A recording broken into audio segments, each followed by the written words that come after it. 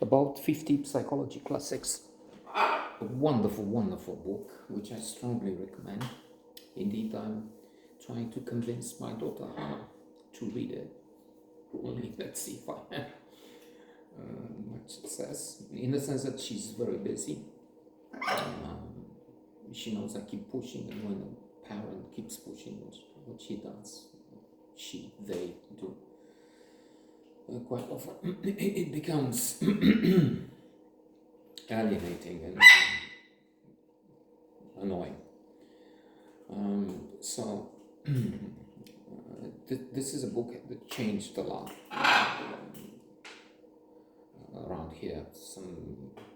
Is it 8-10 years ago? When I had the chance to come across it,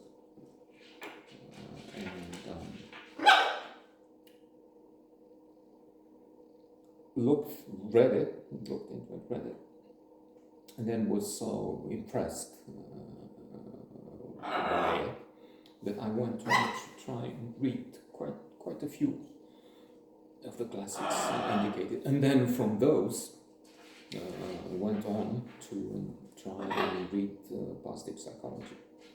Met virtually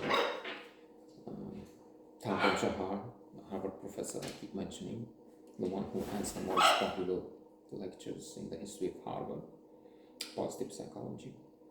Sonia Lubomirsky, Tal Jahar, Harvard, Sonia Lubomirsky on the West Coast in California. There will be some differences I noticed. For instance, Tal Jahar has this positive psychology, happiness exercise, which he suggests, like many others, the count your blessings exercise at the end of each day for a matter of 4-6 weeks. One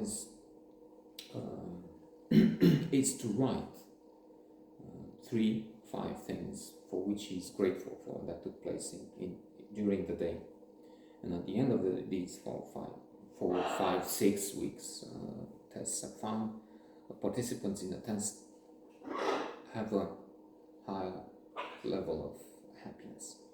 Now, on the West Coast, I noticed that Sonia Lubomirsky is not for a daily exercise, but for an expression of this gratitude, which is universally accepted. Gratitude is one of the most important ingredients of happiness. Showing, expressing gratitude to others, there's the letter of gratitude, there's a call of gratitude, and so on. But she found out that during the daily, it can lose its effect. It can become a habit, something we do more or less mechanically, and so it loses from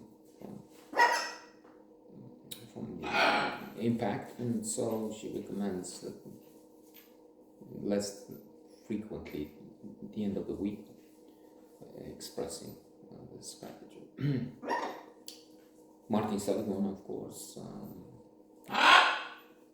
co-founder of positive psychology around 2000. Otherwise, a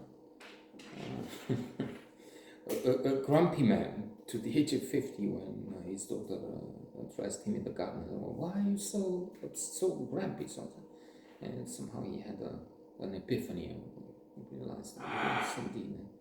And then authentic happiness, which is one of the 50 classics mentioned in the book, was written in other important books. Learned optimism, which is the opposite of learned hopelessness. That's something he noticed in his activity tests. Those were restrained and shocks were administered to them. And those who had no way out learned to be helpless, so that even when they had a way out, they wouldn't use it, they wouldn't bother. They learned to be helpless, as opposed to those dogs who had not had the same treatment in the beginning. With the restrictions, and could just go in the same applies to humans. And I use this example thinking about Russia, about how they managed to have those monstrous leaders. Lenin, Stalin, Putin now. It has to do with sort of learning helplessness. At dinner, speaking of positive psychology, Stefan Klein, Formula of Happiness, is a phenomenal book. Not present in the 50, but what I'm saying is it had reverberations beyond the 50 classics mentioned. Those classics in their turn send one looking for more. And the effect for me was wonderful. That I'm dancing and jumping and cheering all day long. No, alas, but still, I mean, I would be dead and gone, I guess. Poof. Much more negative than maybe anyway. So there'll be those 50 classics, and some of them, others, there will be among 50.